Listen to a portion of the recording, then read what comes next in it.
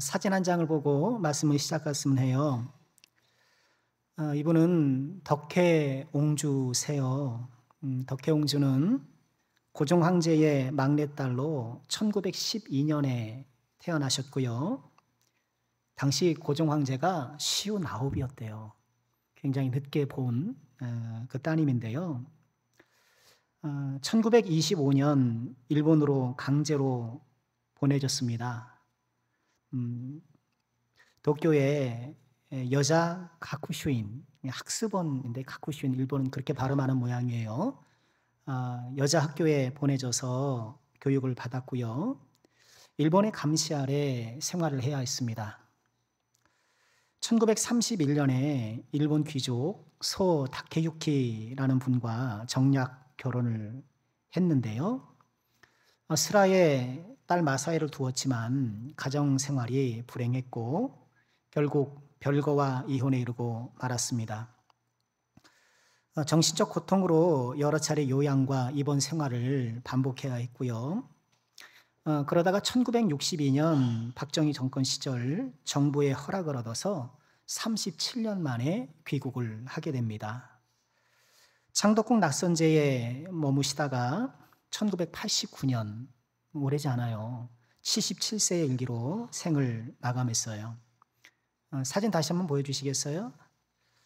가운데 있는 어린 소녀의 저 표정이 그녀의 인생을 그냥 말해주는 것 같더라고요. 암울했던 일제강점기에 비운의 삶을 살았던 왕족 옹주신데요.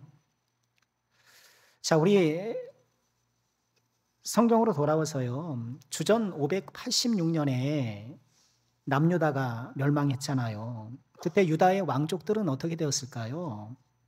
끝까지 저항했던 시드기야 왕은 결국 도망치다가 여리고 평원에서 바벨론 군대에게 붙잡혔고 결국 자기 눈앞에서 아들이 죽는 장면을 봐야 했습니다.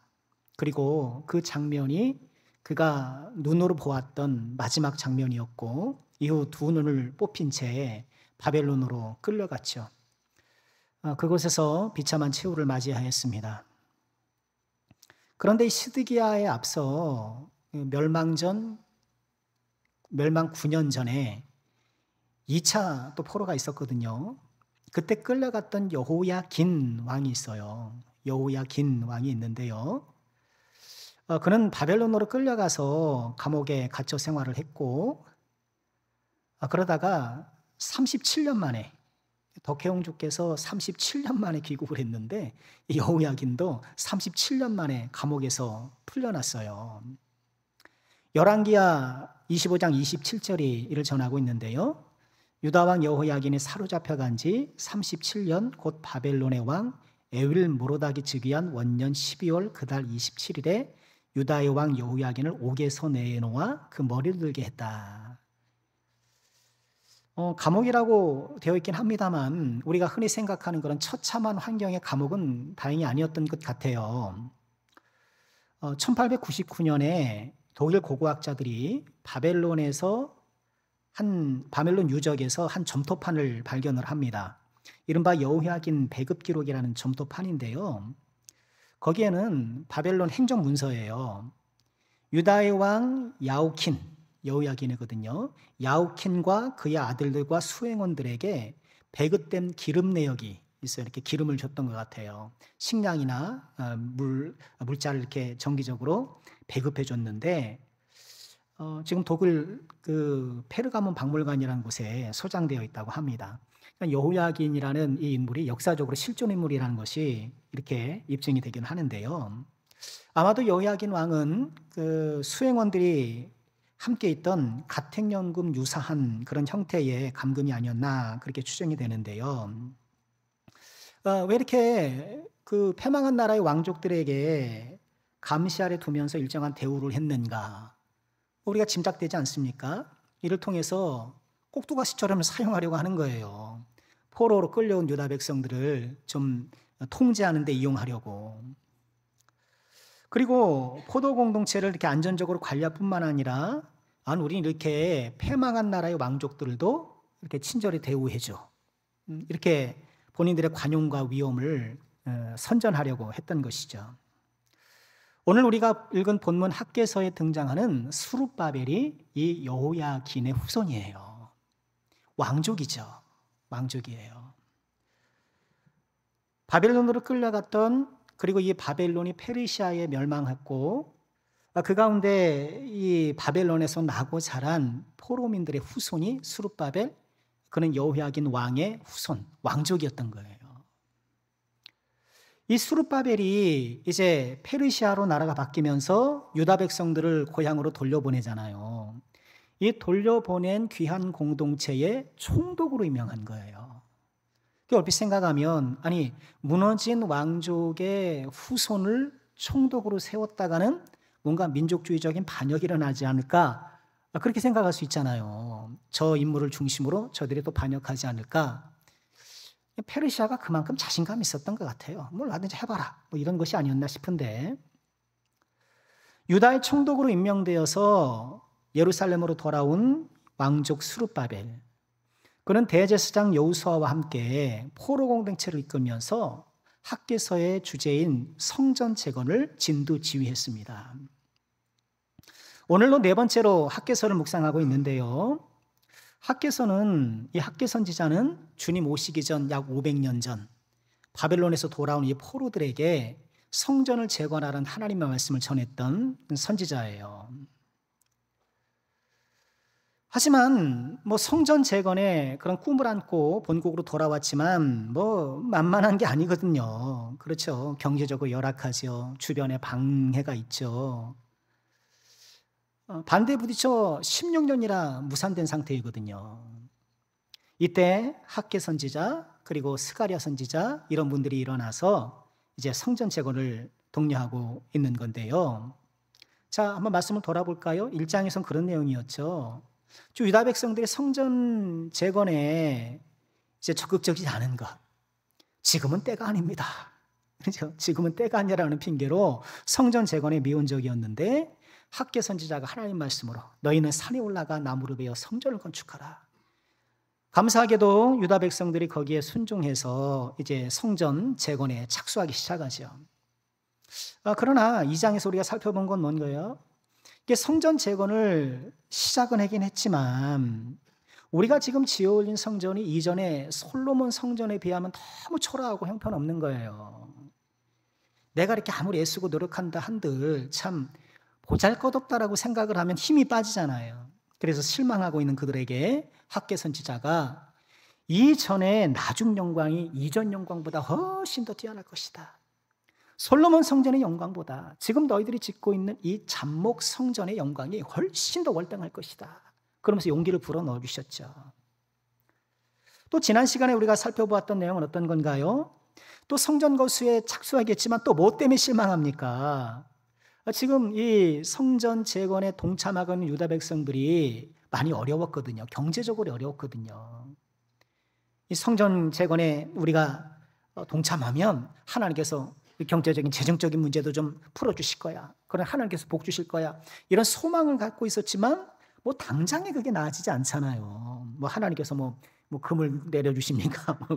뚝 떨어지게 해주시는 거 아니니까. 그러니 하나님의 축복에 대한 실망감이 있었던 거예요. 이에 학개 선지자가 또 말씀을 하죠. 오늘 9월 24일 이전과 이후를 보라. 오늘부터 내가 너에게 복을 주리라. 기억나시죠? 우리 지난주에 오늘부터 너에게 복을 주시리라 하면서 그들에게 용기를 주셨는데요. 오늘 우리가 읽은 말씀은 이제 이 포로 공동체를 이끌고 있는 스룹바벨에게 주시는 학개 선지자의 마지막 말씀이에요. 자, 우리가 스룹바벨이라고 생각해 보시죠. 유다 왕족으로서 고향으로 돌아왔어요. 지금 이 예루살렘 일대, 유다 일대는요, 당시 예후두 메디나타라고 해서 페르시아의 속주가 된 거예요. 지방 속주가 됐어요. 지금 스룹바벨은 페르시아가 다스리는 페르시아의 권세가 막강한 세상 가운데에 지금 예후두주, 유다주로 파견되어서 성전을 세워가고 있는 거예요. 요 스룹바벨의 지금의 상황이 우리랑 유사하지 않나요?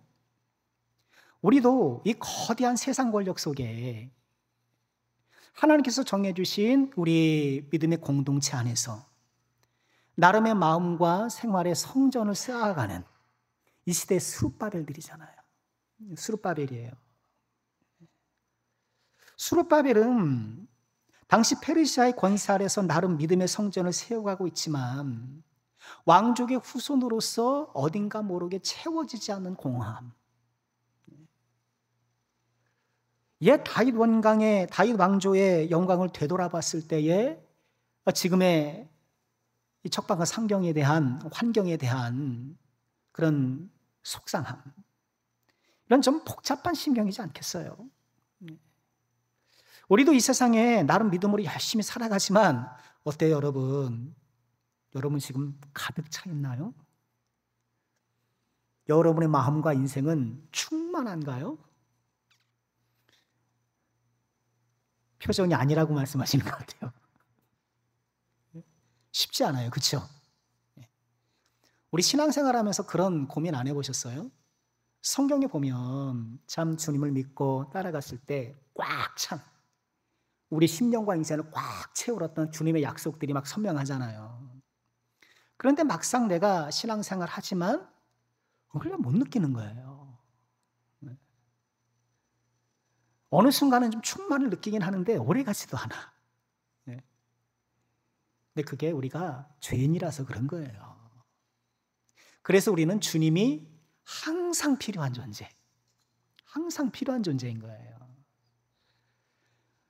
우리에게 주시는 그 하나님의 놀라우신 충만함을 우리가 좀 기억하고 사모하면서, 그러나 이 세상을 살아가면서 우리에게 선물로 주시는 이 충만함이 예고적이라는 것을 기억하고 완성된 형태가 아니라 여전히 우리에게 주시는 충만이 남아있다. 우리에게 주실 안식이 남아있다. 언젠가 주님 앞에 설 때에 내가 이 세상에서 드문드문 경험했던 그 놀라운 충만함을 완전한 형태로 영원히 누릴 그날이 나를 기다리고 있다. 그걸 바라봐야 되는 거예요. 오늘 스룹바벨에게 용기를 주시는 말씀, 오늘 요한 바울 전도의 헌신 예배 우리 함께 모이고 있는데요, 오늘 스룹바벨에게 약속하신 축복의 귀한 말씀이 우리 사랑하는 형제들, 우리 요한 바울 선교회 귀한 종들에게 온전히 이루어지게 되기를 주의 이름으로 축원합니다. 동일한 마음으로 함께 지금 하나님 앞에 나와 있는 우리 모두에게 스룹바벨에게 주신 놀라운 축복의 선언이 이루어지기를 다시 한번 주의 이름으로 축원합니다. 패망한 유다 왕족의 후손 스룹바벨에게 우리 하나님은 어떤 축복을 주시나요? 세 가지만 묵상해 보고 싶어요. 첫째는요, 하나님의 거룩한 임재를 축복하셔요. 하나님의 거룩한 임재. 우리 21절 같이 한번 읽어볼까요? 시작. 너는 유다 총독 스룹바벨에게 말하여 이르라. 내가 하늘과 땅을 진동시킬 것이다. 하늘과 땅을 진동시킬 것이다.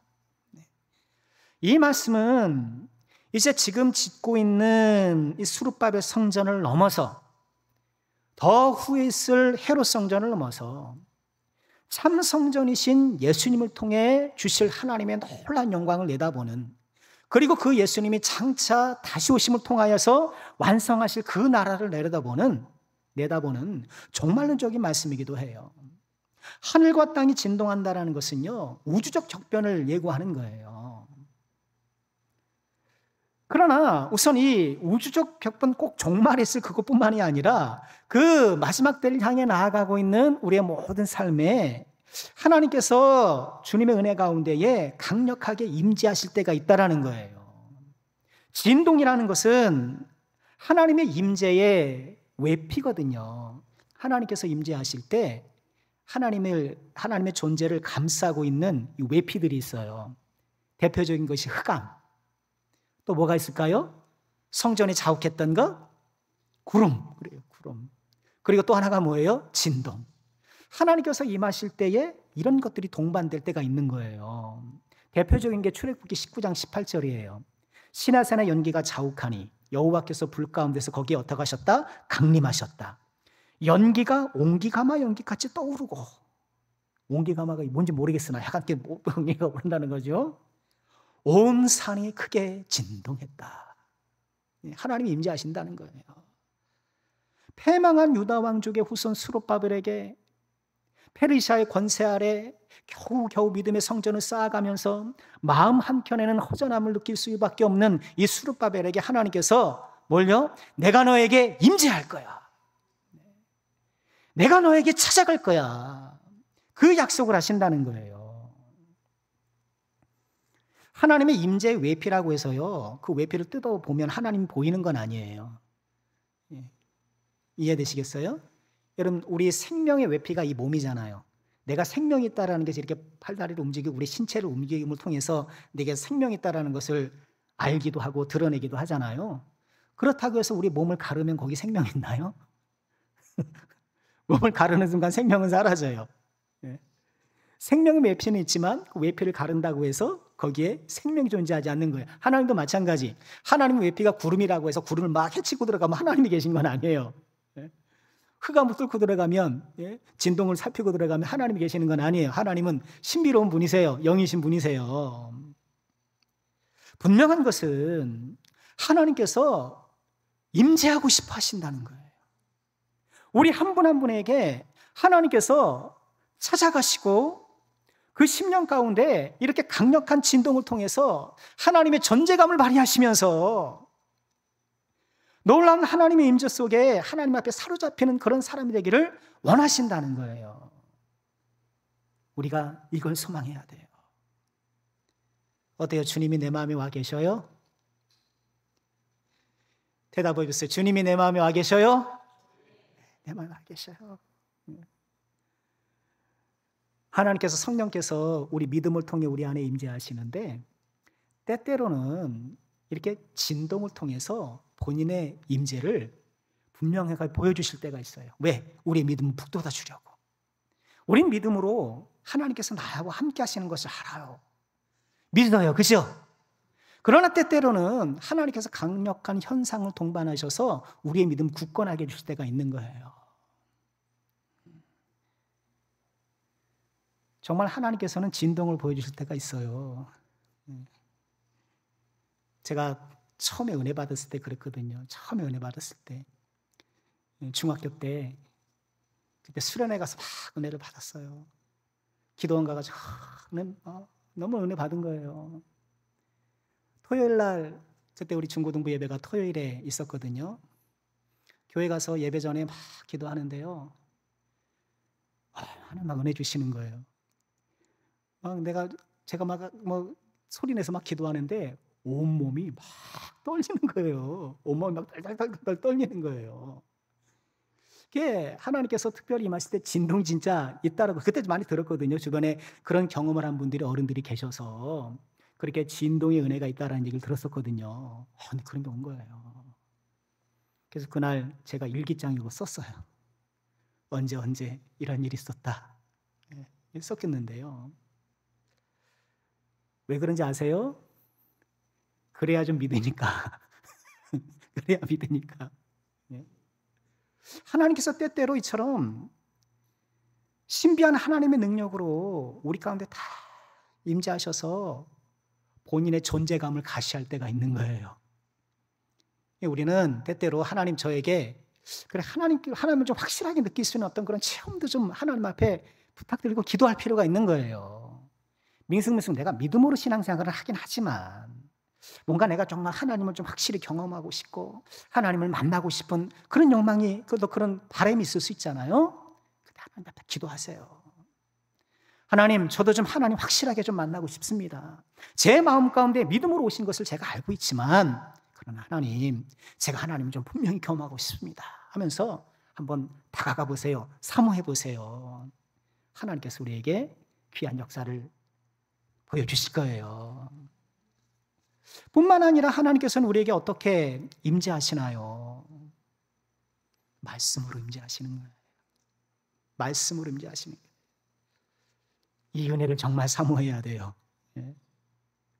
하나님께서 마치 진동하듯 비록 내 몸이 흔들리거나 뭐 그런 신비한 체험을 내가 하는 것은 아니지만 하나님의 말씀이 내 가슴을 팍 파고들 때가 있어야 돼요.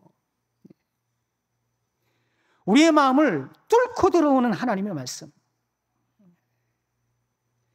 하나님의 말씀이 정말 나의 말씀이 되는 그 놀라운 하나님의 음성을 우리가 들어야 되고 사모해야 되는 거예요. 물론 꼭 그렇게 되어야만 나에게 주시는 말씀은 아닌 거예요, 여러분. 하나님의 말씀은 나의 감동의 여부와 상관없이, 나의 감정의 여부와 상관없이 하나님이 나에게 주신 말씀인 거예요. 그래서 어떤 말씀을 읽더라도 우리는 그것을 하나님의 말씀으로 받고 그 하나님의 말씀에 따라 순종하기를 힘써야 되는 거예요. 그럼에도 불구하고 하나님께서는 하나님의 은혜에 따라서 우리 삶에 필요한 순간에 우리의 가슴을 차고 들어오는 하나님, 마치 진동하면서 그 말씀으로 밀고 들어올 때가 있는 거예요. 밀고 들어와요, 그 말씀이. 그 말씀이 나를 사로잡고. 어떤 책의 표제에, 제가 그걸 읽어보지 못했습니다만, 인터넷에서 도세 검색을 하다가 어떤 분의 수필인지 뭐 그걸 우연히 한번 봤어요. 다산 정약용 그분의 어떤 책을 이렇게 뭐 편집한 건지 어떤 건지 모르겠는데 사실 읽어보질 않아서 그 표지에 뭐라고 써 있었냐 하면은요, 때로 어떤 문장은 내 삶의 기둥이 된다. 때때로 어떤 문장은, 아마 이와 비슷한, 어떤 문장은 내 삶의 기둥이 된다. 하나님의 말씀 가운데 특별히 나의 삶의 기둥이 되도록 또는 반석이 되도록 주춧돌이 되도록 나에게 딱 주시는 말씀들이 있어요. 우리 하나님은 우리에게 임재하기를 원하셔요. 우리 요한바울 사당하는 모든 우리 주의종들 그 하나님의 거룩한 임재를 사모하시길 바랍니다. 진동하듯 우리의 마음을 흔들고 우리의 생활을 흔들고 우리의 죄악을 흔들고 우리를 온통 흔들어서 빈자리를 만들어 놓고 거기에 딱 들어오시는 하나님의 이 놀라운 임재를 우리가 경험해야 돼요. 그 하나님 만나면 끝나는 거예요. 우리 자녀들이 그 하나님 만나면 되는 거예요. 그 하나님 만나야 돼요. 하늘 가르고 임하소서, 우리 오전에 예배 전에 그 찬양을 했는데 하늘 가르고 우리 마음 가르고 우리 삶을 가르고 다 임하시는 이 하나님의 놀라운 역사. 때때로 하나님께서 우리에게 신비한 체험으로, 때때로 하나님의 거룩한 말씀 우리 삶에 다 임재하시는 이 거룩한 임재의 축복. 우리 하나님께서 이 축복을 주기 원하시는데 이 축복을 사모하시고 이 임재를 간절히 소망하시는 가운데 이 하나님을 꼭 만나게 되시는 복된 종들 되시기를 주의 이름으로 축원합니다. 오늘 스룹바벨에게 주시는 두 번째 축복은 무엇인가요? 세상 권세가 무너지는 축복, 이렇게 제목을 잡아보았어요. 22절에 보니까 이렇게 말씀하죠. 여러 왕국들의 보호자를 엎을 것이요 여러 나라의 세력을 멸할 것이요 그 병거들과 그 탄자를 엎드러뜨리니 말과 그 탄자가 각각 그의 동료의 칼에 엎드러지리라. 지금 스룹바벨은 거대한 페르시아의 권세 아래 살고 있잖아요. 이 거대한 세상 권세 아래 위축되어 있는 스룹바벨, 나름 성전을 건축하고 포로 공동체를 이끌면서 믿음으로 살려고 하지만 이 막강한 세력 앞에 위축되어 있는 이 스룹바벨의 모습은 여러분 오늘을 살아가는 우리의 모습이지도 않을까요? 우리의 모습이잖아요. 그런데 하나님께서 뭐를 말씀하십니까? 지금 눈에 보이는 세상이 아무리 막강해 보이지만, 이 세상 권세가 아무리 강력해 보이지만 엎을 것이요 멸할 것이요 영원하지 않다라는 거예요. 영원하지 않다는 거예요. 지금 이 세상 구축하고 있는 모든 지식이나 문화나 과학이나 문명이나 이 모든 것들이 막강해 보이고, 그래서 이 세상의 흐름에 내가 편승하지 못하면 내가 뒤처지는 것 같고, 여러분 이 세상은 다 우리 대한민국 특별히 그러잖아요. 학벌 좋아하는 세상, 재물 있는 사람 더 높여주는 세상, 이런 세상의 흐름에 내가 그래도 뭐라도 갖고 있어야지, 그래야 내가 다른 사람들에게 꿀리지 않고 그래도 나름 어깨 피고 살아가지. 나도 모르게 그런 생각 하잖아요. 22절에 병거가 등장하는데 그래, 나도 좀 그럴듯한 병거 한 대를 몰고 살아야지. 다 병거 준비하는 건 아니에요. 나도 좀 이 세상을 좀 폼나게 살 수 있는 병거 한 대쯤 있으면 좋겠다.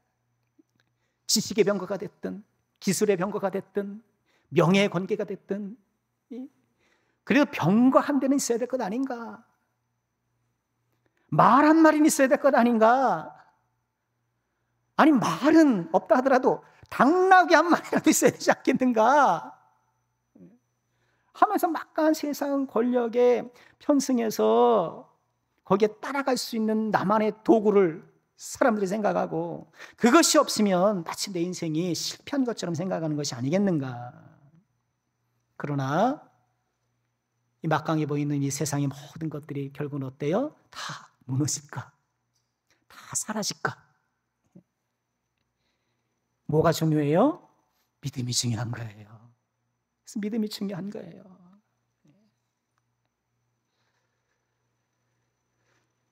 특히나 이 22절은요, 이 세상의 무너짐의 성격을 보여줘요. 22절 하반절에 보면 말과 그 탄 자가 각각 그의 동료의 칼에 엎드러지리라. 이 세상의 권세가 자기들끼리 치고받고요, 이 권세가 막강한 세상이 스스로 무너진다는 거예요. 여러분, 정말 그렇잖아요. 우리가 살아가는 이 세상이 누구 때문에 힘들어요? 우리가 구축한 기술과 우리가 구축한 그것 때문에 힘들어요. 여러분, 얼마나 요새 편리합니까? 아마 우리 권사님들 이게 세상이 변해가는 거 보면 참 세상이 이렇게 바뀌는구나 그러실 것 같아요. 저도 그렇게 느끼는데, 저 세대가 그렇잖아요. 저랑 비슷한 연배 분들 기억나시잖아요. 저희들은 전화가 없던 시절, 그죠? 전화가 없던 시절에 전화가 생기고, 또 휴대폰이 생기고, 이렇게 문물이 발전하는 그 시대를 이렇게 살아갔던 것 같아요. 그에 맞춰가지고 이 변화되는 문명을 주도적으로 사용하며 살아가는 사람들. 우리 어르신들도 변화를 보긴 하지만 내가 주도적 사용자가 못 되잖아요. 근데 제 세대가 그런 걸 사용하는 세대로 이렇게 기술 문명과 함께 이렇게 성장해 왔던 것 같은데요. 우리가 발전시킨 이 세상의 문명 때문에, 기술과 편리 때문에 우리가 고통을 당해요. 뭐 다이나마이트 잘 알잖아요. 노벨상의 창시자, 이 노벨이 만든 다이나마이트.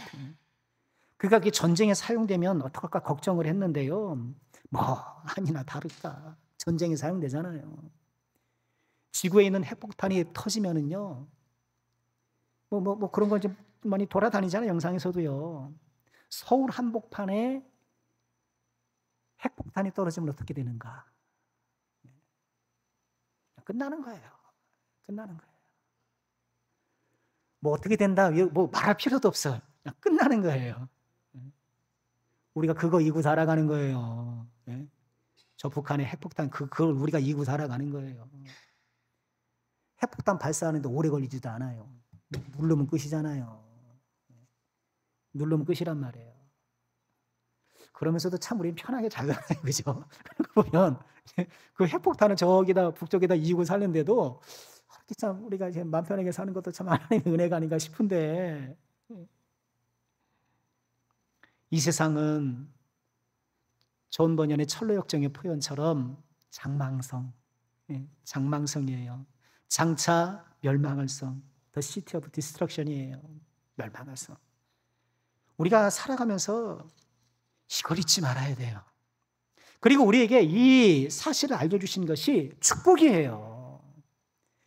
생각해보세요. 이 세상이 영원하다고 생각해보세요.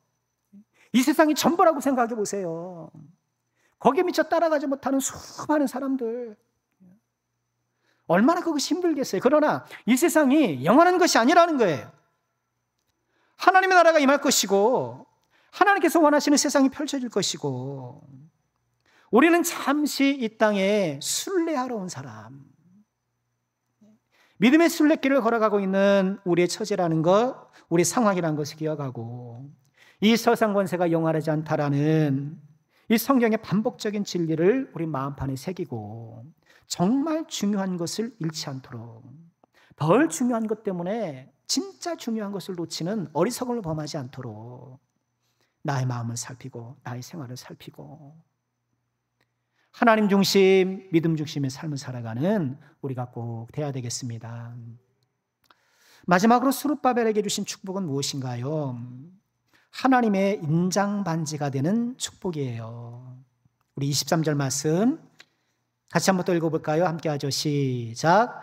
만군의 여호와가 말하노라. 스알디엘의 아들 내 종 스룹바벨아, 여호와가 말하노라. 그날에 내가 너를 세우고 너를 인장으로 삼으리니 이는 내가 너를 택하였음이라. 만군의 여호와의 말이니라 아니라.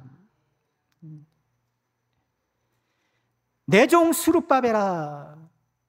성경학자들은요, 이 하나님의 부르심이 하나님이 다윗을 부를 때, 모세를 부를 때 이렇게 불렀다, 그렇게 해설을 해요. 지금 스룹바벨, 패망한 나라의 왕족. 그러나 하나님께서는 스룹바벨을 다윗을 부르는 것처럼, 모세를 부르는 것처럼 내 종 스룹바벨아 이렇게 부르시는 거예요. 하나님 앞에 특별한 존재요. 하나님 앞에 언약의 대상자로 지금 그를 부르고 계시는 거예요. 우리 요한 바울 선교의 모든 주의 종들, 우리 하나님께서 한 분 한 분을 내 종 스룹바벨아 부르신 것처럼, 내 종 아무개 집사야, 내 종 아무개 누구야, 이렇게 하나님께서 각별히 부르신다는 것을 꼭 기억하시고요. 특별히 너를 인장으로 삼는다. 여러분, 인장이 뭔지 아시죠? 이렇게 반지잖아요, 반지. 거기에 도장이 있는 반지라서 어떤 결제 문서에 이제 왕이 그거를 찍잖아요. 그거를 찍어요. 하나님께서 스룹바벨을 그 인장 반지로 사용하신다는 거예요. 다시 말해서 하나님께서 스룹바벨을 통해서 역사하신다는 거예요. 스룹바벨을 통해서 하나님께서 그 뜻을 이루신다라고 말씀하고 계시는 거예요.